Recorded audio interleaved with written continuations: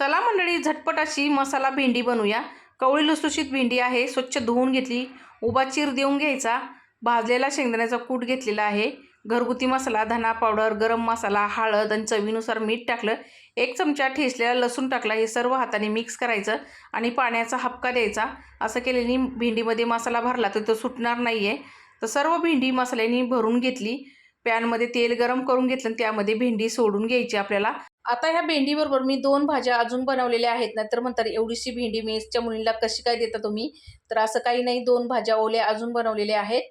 तर झाकण देऊन नाही भेंडी वाफळून घेतली, नंतर पलटी करून घ्यायची, म्हणजे अलटी-पलटी करून दोन्ही साईडनी चांगली भेंडी शेकून घ्यायची आणि राहिलेला जो मसाला आहे तो त्याच्यावरती टाकून घ्यायचा आणि झाकण द्यायचं, म्हणजे दोन्ही साईडनी भेंडी चांगली वाफेवर शिजती। तर तयार झाली आपली इथं मस्त अशी मसाला भेंडी। तर तुम्ही कशी बनवता कमेंटमध्ये नक्की सांगा। मी कशी बनवली ती पण कमेंटमध्ये सांगा। धन्यवाद।